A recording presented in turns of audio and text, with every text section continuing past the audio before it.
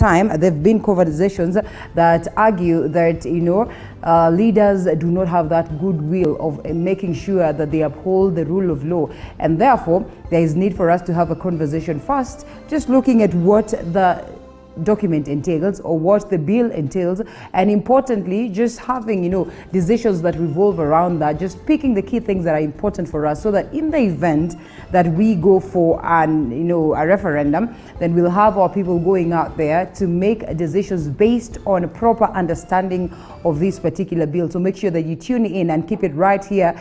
Hashtag is Morning Cafe at Linda_Lela TV47KA. It's my pleasure to have you this morning, as I hope that indeed you're going to be part and parcel of the conversation. I'll be sampling some of your comments as we proceed with the broadcast. So keep me company and I'll be glad for that. So as always, we have the newspapers. It's always fair that we also look or we update you on what has been captured on the papers, and we also pick on the stories that have been prepared by my team. So briefly to the papers of the day, and the Standard newspaper, the Daily Nation, and the People Daily. What does the Standard newspaper speak about?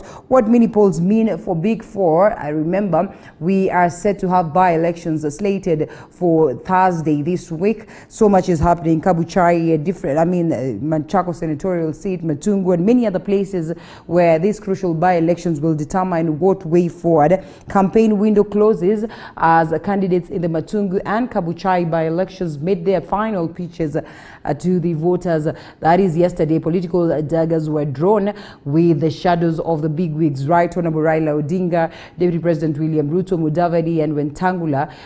This was looming large. A story captured on page 8 extensively, and we are watching this as much as we watched the by-elections of that is Msambweni, that also are very instrumental in speaking of what direction the BBI will take, and speaking of what the direction 2022 will be all about. And so this one too, is one that we'll be watching out on Thursday. And still on matters politics, Ruto's last man standing kicked out. That is Caleb Kositani. As of yesterday, it was a different conversation. According to him, it is something that he's been waiting for and therefore did not get him by surprise. And he says he's excited to proceed to, in totality and fully to UDP. Of course, the opposition within is one thing that we said as a program will probably focus on understanding that and just understanding the ramifications of the same for the individuals that are there, but importantly for the country and the party at large.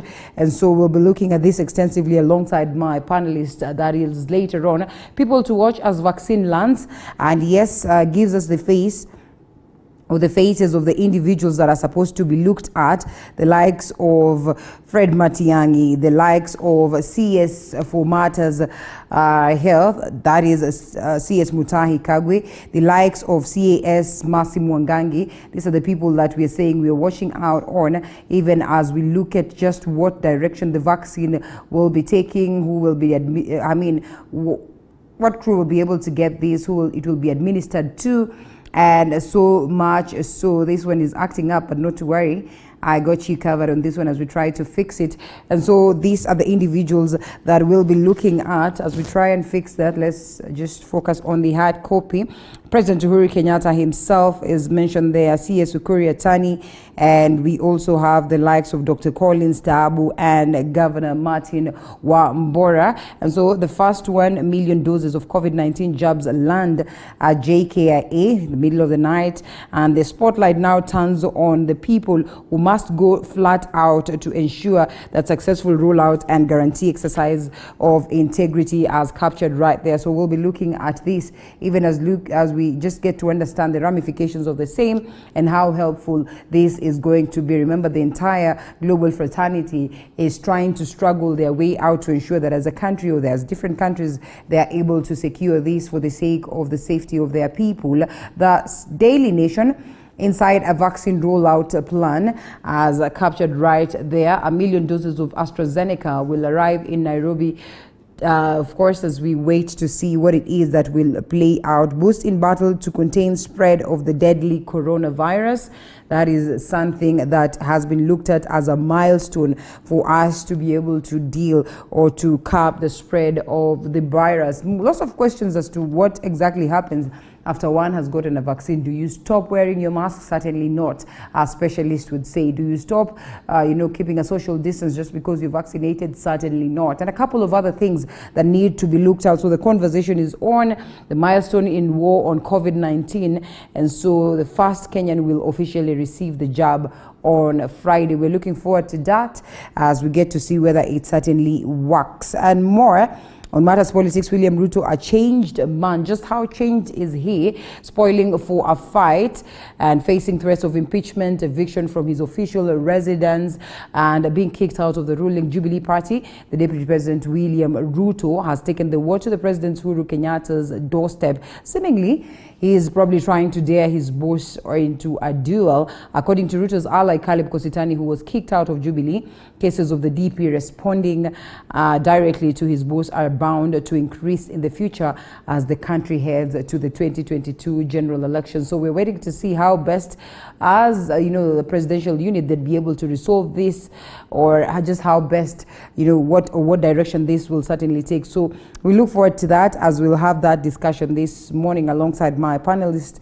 as we extensively look at the BBI, the document, and the individuals that are crucial in this particular document. On matters education, literature, Kiswahili set books to change as publishers asked to submit literary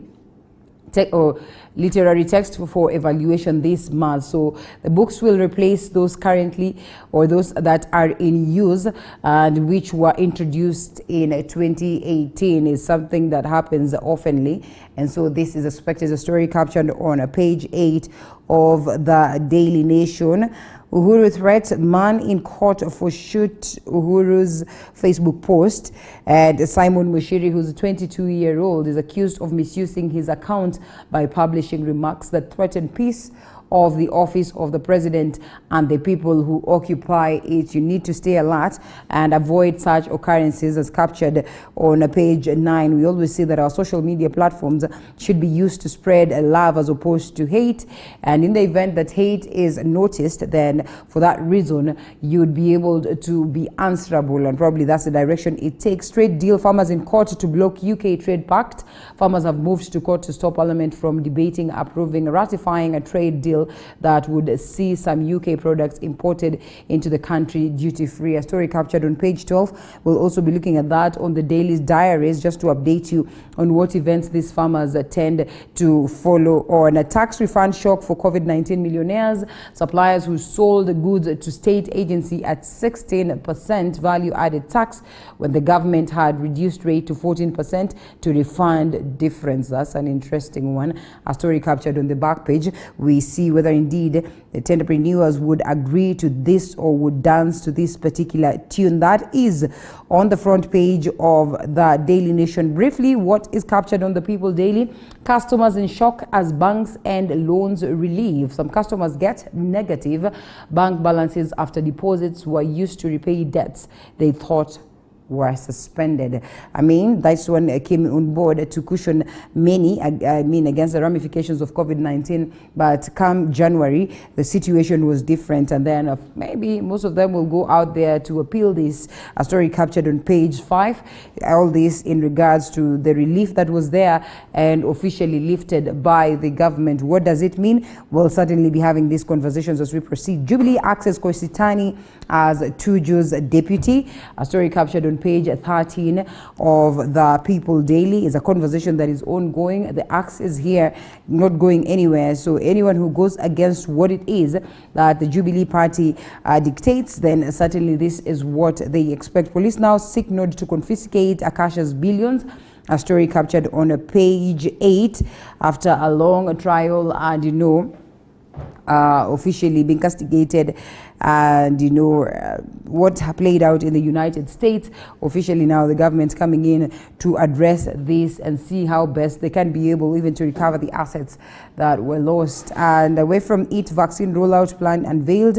We'll be looking forward to this lined up for a jab. President Kenyatta, senior state officials, military, at least 250,000 healthcare workers are the people who are expected to be among the first people to receive the COVID-19 jab that is expected to in the country. And so we'll be looking at details of that to update you accordingly. Park Diary as Raila starts coast tour.